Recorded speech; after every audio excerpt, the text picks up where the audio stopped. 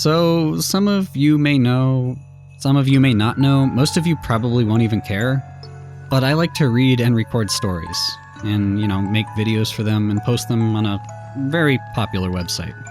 You know the one. Now, the videos I make are very low budget, nowhere near the professional quality like others put out. I don't even own a computer, or have fancy recording equipment like they do. I do it all from my phone. The reason I'm telling you all this is because that is what led up to the encounter I had last night. An encounter with the devil. I did my normal routine: make coffee, make dinner, drink coffee with dinner, which consisted of 3 hot dogs and 2 packets of Oriental-flavored ramen noodles. That's been my dinner now for about 2 weeks, because, after all, I work for a living, therefore I'm broke. Anyways, I sat down at my dining table and ate my food. After that, I decided to try and record a story. I reached in my pocket, pulled out my phone, and set up the screen recorder. I was just about to press the record button when suddenly my entire house lost power. I was in complete darkness. I know I paid the electric bill, I thought to myself. That's why I'm broke. Then a red light started to appear mid-air, directly in the center of my living room, growing brighter as each second passed. Soon, thick gray smoke began to flow out of the light, so thick that I began to cough and choke uncontrollably. Suddenly, an intense yellow light flashed, blinding me. I covered my eyes with one hand to shield them from the light. Seconds later, I moved my hand, and every single light in my house was back on. The smoke had cleared, and there he stood, the devil. That's right. Satan, Beelzebub, the Prince of Darkness, was standing in the middle of my living room holding a pitchfork. His entire body was blood red.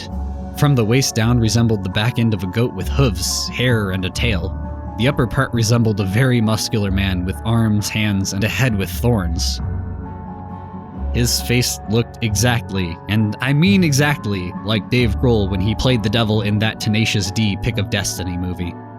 I love that movie. I bought it on DVD and Blu-ray.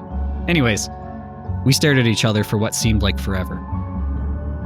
Finally, I asked sarcastically, "What the hell are you doing here?" The devil smiled. "I am here to kill you and take your soul to hell," he said. "What? Why?" I asked. "Well, most people don't know this," he said. "But when I'm down in hell trying to figure out how to conquer all of mankind, I like to browse a certain website for creepy and crazy horror stories. It helps me relax. I especially like ones about me. Now, I've listened to many, many stories by many, many different people, and they were all quite impressive. That is, until I found your stories.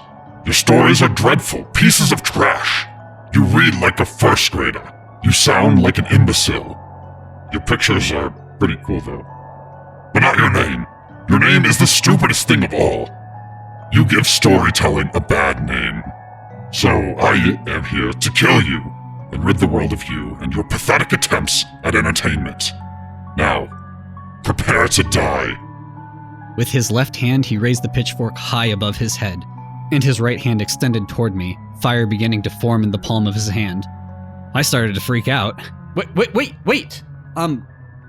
You like to make deals, right? Yeah, let's make a deal, I said. He lowered his pitchfork and cupped his hand to extinguish the flame. He then stared at me with that Clint Eastwood High Plains drifter stare and asked, "What kind of deal?" Okay, devil, I said nervously. "If you can do the 3 things that I ask you to do, then I will let you kill me and take my soul to hell. But if you can't, then you have to play all of my videos in hell, on loop, for eternity." The devil then raised his head in confidence and said, "I can do anything. Deal." I just made a deal with the devil, I thought to myself. What am I gonna do now? I thought about it for a little while, then figured if I was gonna die, I might as well have some fun with it all. I said, okay, Devil, can you do the Macarena and sing the part at the end? The Devil placed his pitchfork on my couch, stood in the center of the room. He began to bounce up and down. He extended his hands, flipped them over, crossed arms to touch his shoulders, uncrossed back to touch his head, then grabbed his hips and swung them around in a circular motion and said, "Hey, Macarena," at the end. It was hilarious. I wish I had the frame of mind to videotape it. I burst out laughing. "Done," the Devil said. "What's next?" I could not stop laughing. "You're gonna pay for this," the Devil said. Okay. okay, Devil. I'm sorry, I said, trying to compose myself. Let me think. Given the rare chance that I would actually beat the Devil, I thought I wanted something to show for it. I said, okay, Devil, can you give me $37.2 million in $100 bills in a brown duffel bag? The Devil smiled and said, "That's easy." He snapped his fingers, and suddenly a brown duffel bag appeared on the floor by the front door. "It's all there. The Devil said. You can count it if you want." I figured I'd get to live just a little bit longer, so I did. And yes, it was all there. "Done." The Devil said again. "One more and you're mine." The Devil grinned his maniacal grin. "I told you before, I can do anything," he said. Okay, I said to myself. The time for fun and games is over. Time to get serious. After all, my life depended on it. I desperately tried to think of something the Devil could not do. Nope, he can do that. Nope, he can do that too. I was racking my brain, and I just so happened to look over at my television set and my entire Christmas movie selection on the bookcase underneath. Then it hit me. Christmas, I thought to myself. I love Christmas movies. I could watch them all year long. Hallmark has the best, though. I got you now, Devil. I'll be right back, I said. I ran desperately into my room and grabbed one thing off my nightstand that had never let me down. I held it in my right hand and placed my arm behind my back and walked out to the living room to face the Devil one last time. I stood there, face to face, eye to eye with the Devil. "I have a special place in hell for you," he said. I chuckled. I don't think so, Devil. Can you?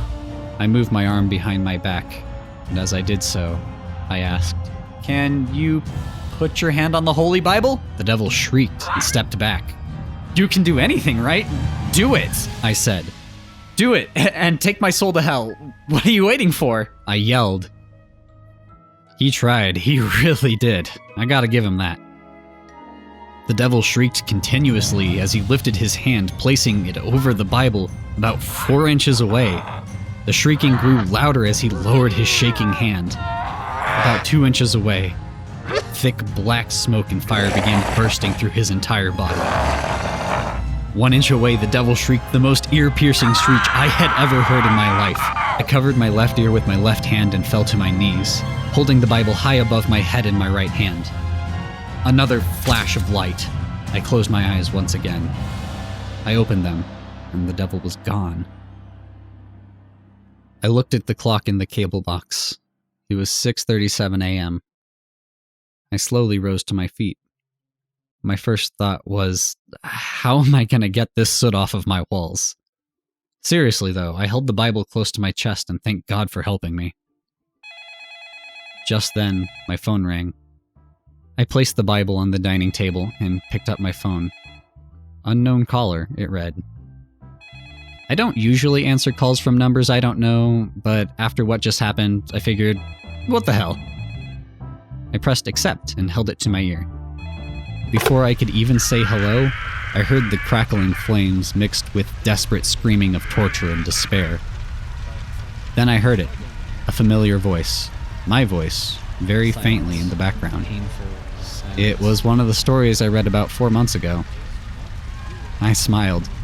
The sound of the devil screeching was heard, right before the line went dead. I ended the call and immediately blocked that number. I looked over at the duffel bag by my door and thought, what am I still doing here? I grabbed my phone and started to search for Christmas-themed towns in the US. I figured, Christmas saved my life, I want to live there. I came across North Pole, Alaska. I grabbed my suitcase from my bedroom closet and packed all of my Christmas movies in there, as they were the only thing I cared about. I loaded them in the car, then went back inside, grabbed the duffel bag, my phone, and the Bible, and left the rest of it behind. I called my landlord and told him I was moving out. I called my boss and quit on the spot. I drove to the nearest major airport and booked a flight to North Pole, Alaska. I'm sitting in the waiting area right now, waiting for my flight. The first thing I'm gonna do when I get there is record this story.